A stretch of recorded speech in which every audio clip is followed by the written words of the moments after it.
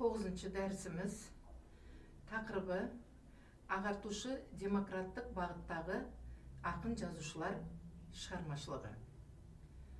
Дәрісіміздің мақсаты ағартушы демократтық бағыттағы ақын жазушылардың өмір мен шығармашылықтарына тоқталу, саралау, ғылыми тұрғысынан қарастыру. 20 ғасырдың бірінші жартысындағы ірі әдебиет өкілдерінің көркем шығармаларын оқу, ағарту, мәдениет саласының түрлі мәселелеріне арналған еңбектеріне талдау жасау, тағылымды тұстарын өмірде қолдана білу, өз бетінше әдеби танымдық талдаулар жасау. Дәрісіміздің жоспары ағартушы демократтық бағыттағы ақын жазушылар шығармашылығының өзіндік ерекшелігін, қазақ даласындағы ағартушылық кезең, ағартушы демократ жазушылар және олардың ұлт әдебиетіне әсерін қарастырамыз.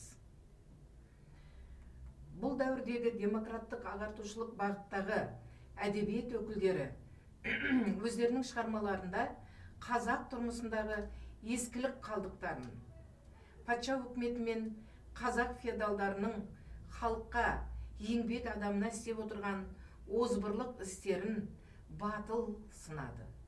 20 ғасырдың бас кезіндегі қазақ әдебиетінің көптеген өкілдерінің шығармалары өз кезінде баспасөз беттерінде, әсіресе Айқап журналында жарияланып, өз алдына тіпті жеке кітап болып басылып шығып отырды. Мысал ретінде осы дәуір әдебиетінің көрнекті өкілдері болып табылатын Сұлтанмахмұт Торайғыров, Сәбит Дөнентаев, Спандияр Көбеев, Тайыр Жомартбаев, Мұхамеджан Сералин, Әріп Тәңірбергенов, Бернияз Өтетілеуов шығармаларын атауға болады. 20 ғасыр басындағы демократтық ағартушылық бағытта жазған ақын жазушылар саны жағынан да, шығармашылық сапасы жағынан да біршама баршылық. Шәңгерейдің ерекше көңіл аударған мәселесі әдебиет, өнер, ғылым болды. Ол орыстың классик жазушыларының шығармаларымен танысты. Лермонтовты, Гогольді сүйіп оқыды. Ән күйге, сурет өнеріне, сән салтанатқа ерекше көңіл қойды. Әнші, күйші, домбырашы және суретші де еді.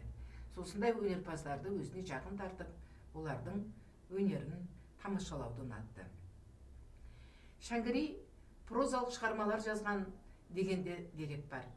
Қарамұрт атты романы сұрау-жауап деген көлемді әңгімені жазса керек, бірақ ол туындылары бізге жетпеген.